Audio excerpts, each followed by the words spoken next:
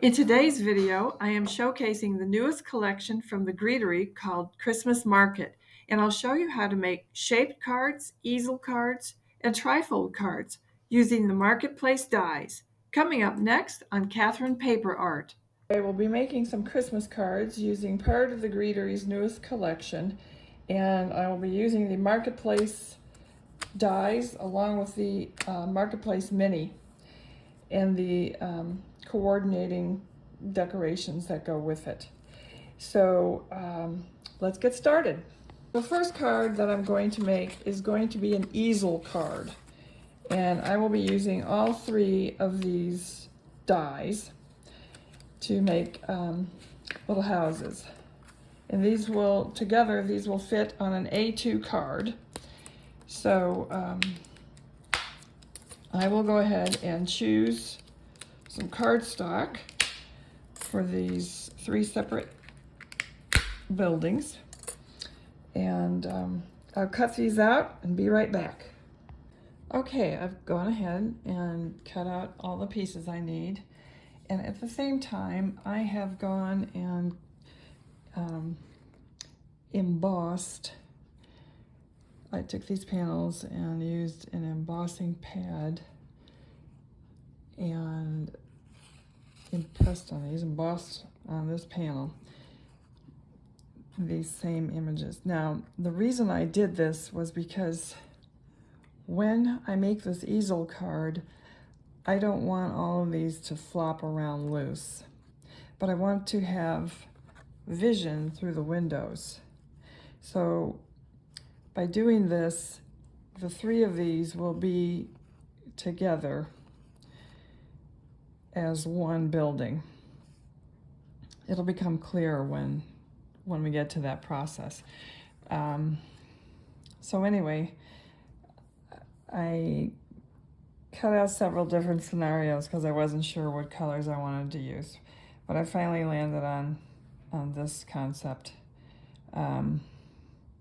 So I'll go ahead and glue these down off screen and be right back. Oh, one thing I want to point out, in the Marketplace #1 die set,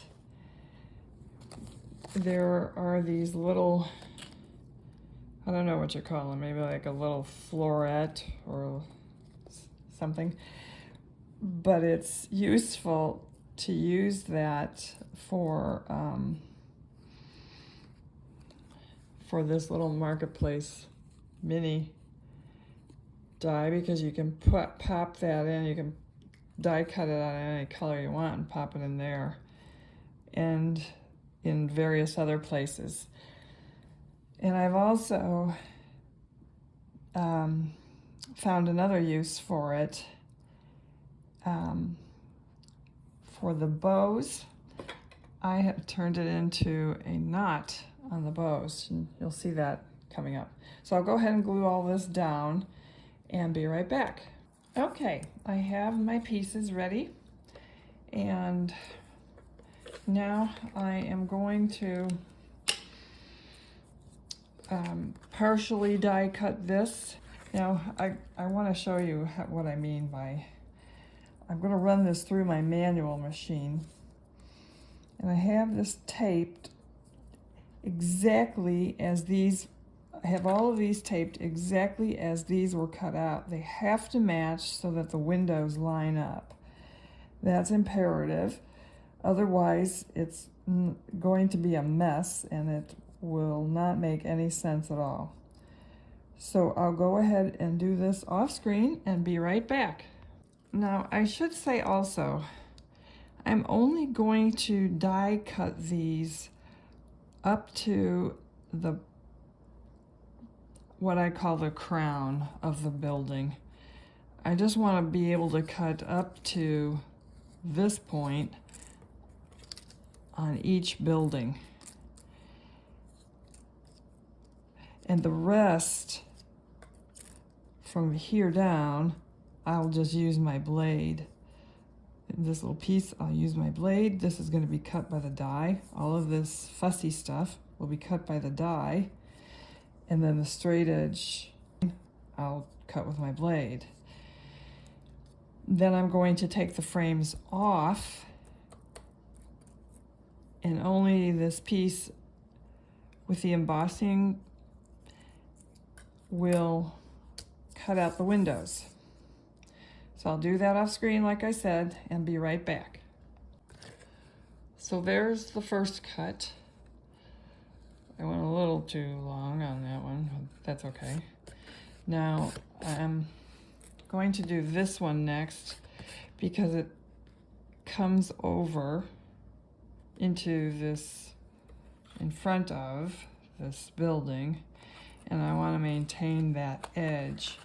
If I were to just do this building, it would chop off that little lip there from this building. So I want to make sure I get this building all together first.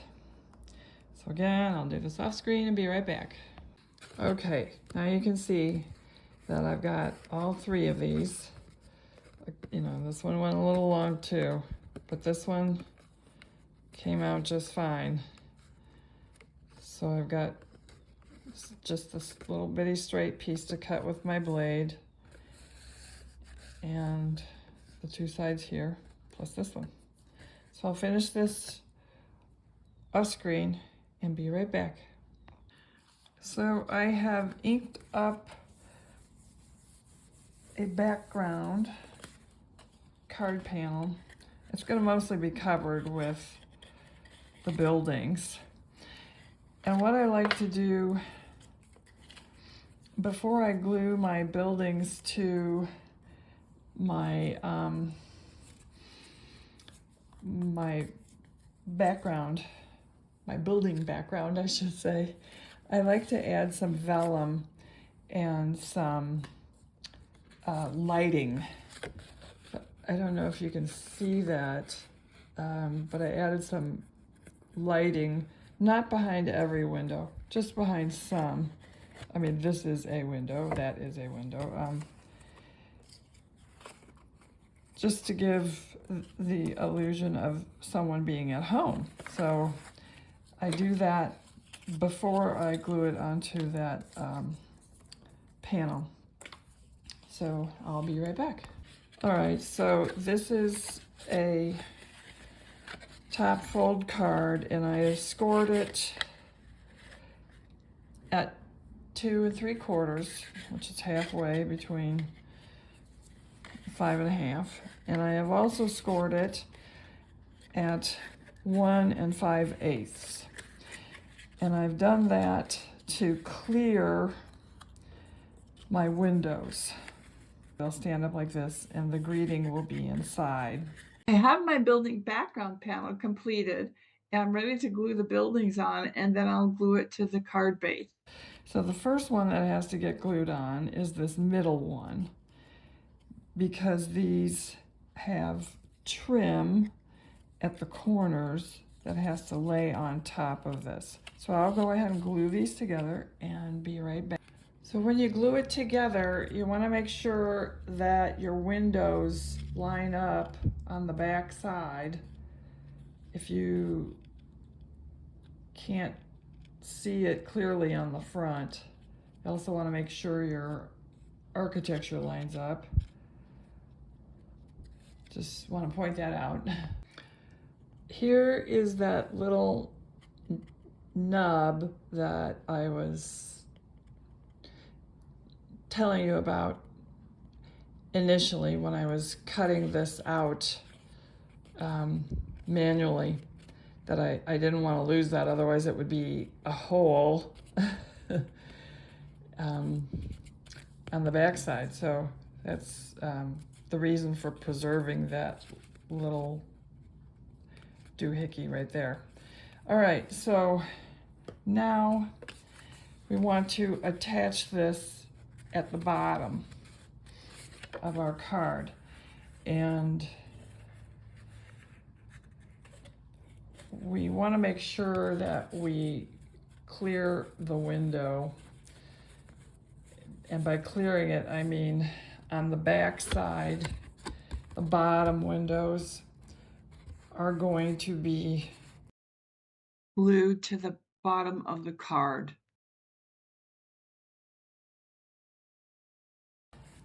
And at this point, I could center this on the card, but I have a tree, which is also from the Greetery. This is their Frosty Pine die.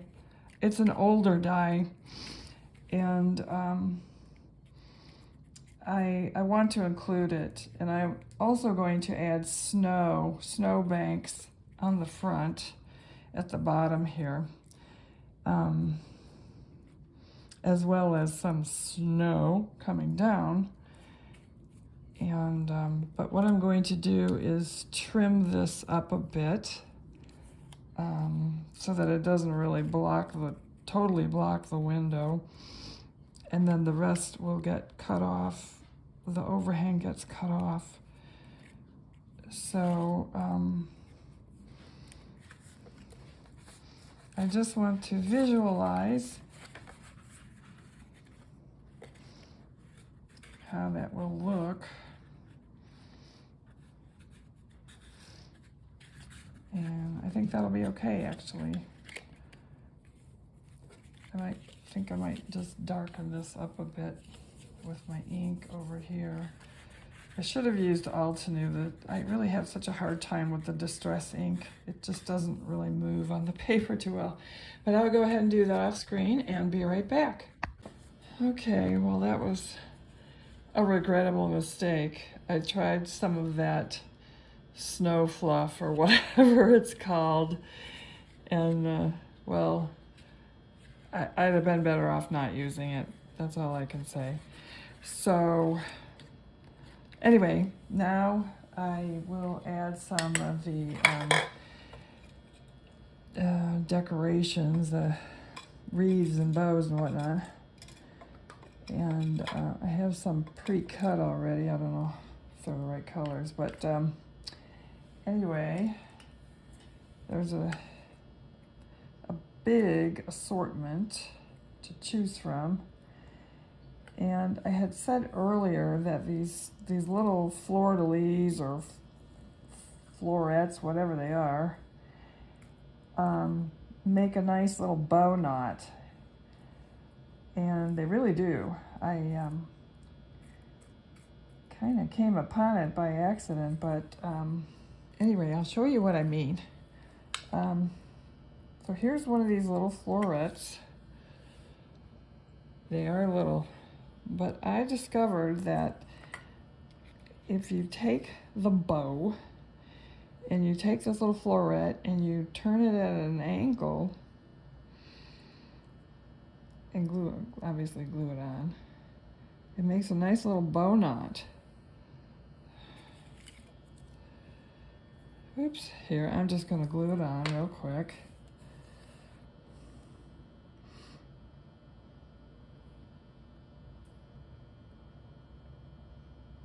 That's a wee bit too much glue. I'll take the towel here and dab it off.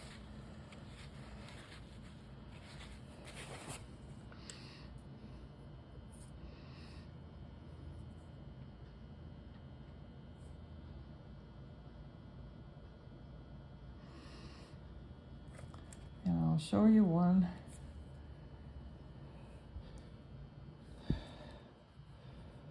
There's one without and one with. I don't know if you can see that. Whoops. I have a hard time seeing. So anyway, I like it much better with the little bow knot. And I should have zhuzhed the bow before I glued that on, but I didn't. Anyway. So I'm going to go ahead and finish pulling on some decorations for this and be right back. So here's the finished card. You can see the decorations, and I added a star onto the tree. And the easel operates as such. So that's the greeting. There's no other greeting on the inside, but you can write personal message there. And it's a little bulky where the stop is, but it's not so bulky that it couldn't be mailed in a regular envelope. So it's an easy card to make. It's a lot of fun to make. And so that's the first card. Now I actually did 2 of these. The first one, I forgot to color the vellum. So it's just daylight there. And then my buildings are a little crooked too, but that's okay. They live on a hill. So those are the easel cards. And off screen, I did one of the marketplace houses. I haven't stamped the name of the house on it yet, but this is a shaped card. And you can see it's smaller than an A2 card. It's oddly sized actually because it's a little bit taller than 5.5 and it's very narrow. But if you wanted to make a shaped card, it's easy to do, and it looks very nice actually. So I will stamp the name on that and be right back.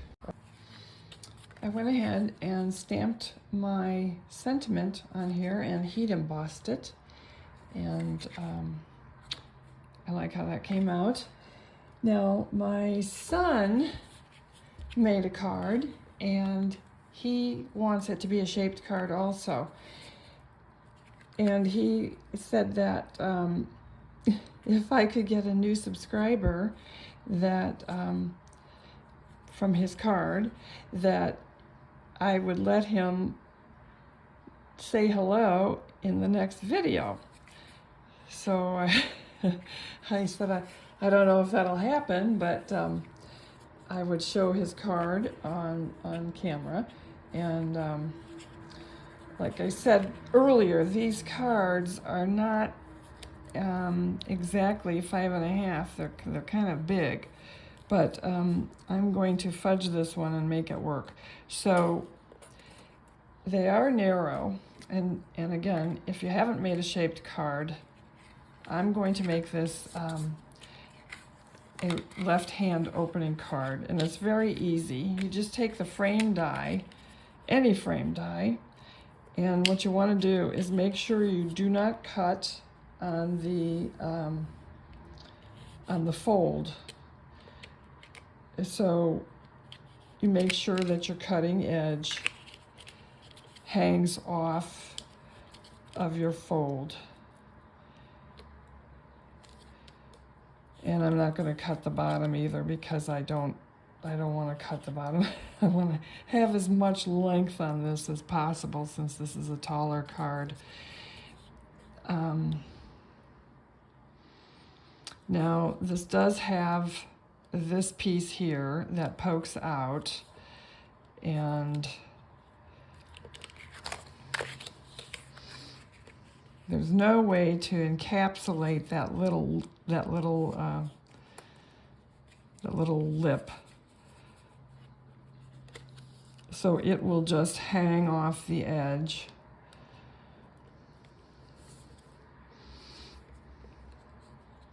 And that's okay. It'll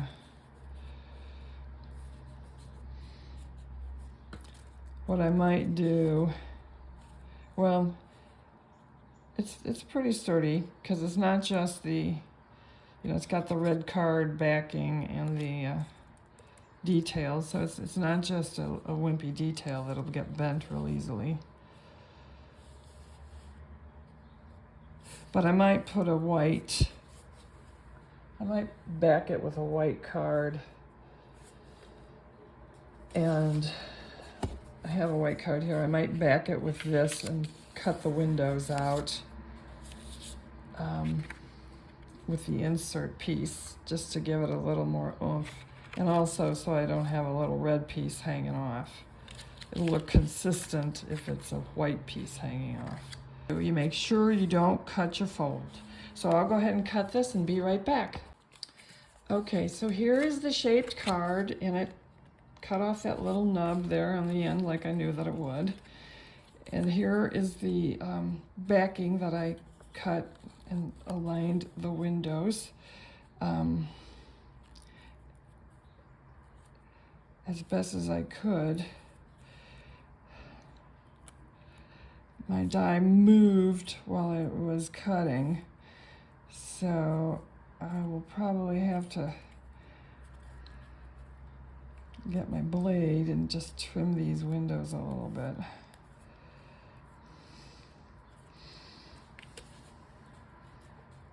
May not matter as I'm putting it on the card here.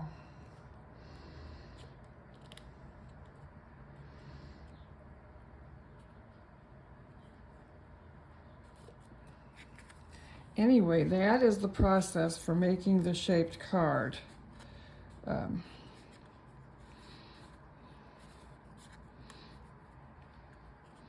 So by backing it with the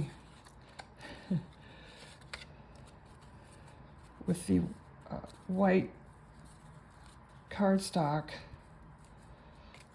if I could get it lined up, you can see it restores that little knob. I don't know how important it is, but I just kind of OCD about the details. So that's how you make a shaped card, and then you can put your greeting on the inside. Stamp a greeting, write your personal sentiment. I probably want to put some vellum in here for the windows and color that up. Now he wasn't sure about which label he wanted to use on the outside of this little marketplace card, so he'd embossed a couple. He was originally going to go with Comet's Coffee House, but he kind of changed his mind. So when he gets home today from school, I'll let him choose which one he really wants. I only put that in with temporary tape runner. So I'll finish this one off screen and we'll move on to the next card. I'll be right back. Well, the last card I was going to show you was going to be the trifold card. And unfortunately, I don't have time to show you how to do that. Betsy from the Greetery shows you how to do that. The only thing that I was going to do differently was on the last card, I added a solid white panel so that you could write a personal greeting on there. Betsy doesn't do that. She just leaves all three of her cards open. Oops. And she suggests displaying it on the mantle, but you really don't have any place to write anything on it unless you write on the front of the house or on the back of a house. But so I decided to add the white panel to the back. One thing I did, when I ran this Merry Christmas die, there's little pieces that you have to poke out of the letters. And so I saved those pieces and used them as ornaments on these little wreaths. It didn't take any time at all. And I already had them, so why not use them? Similarly, when I cut these little shutters, I substituted the pieces from other colors, and it just brightens up the card significantly, I think. This would also be a trifold. So I'm going to finish these off screen, but unfortunately they aren't going to be in the video. But it's a fun card to make. If you like this video, please leave us a thumbs up, and thank you for watching.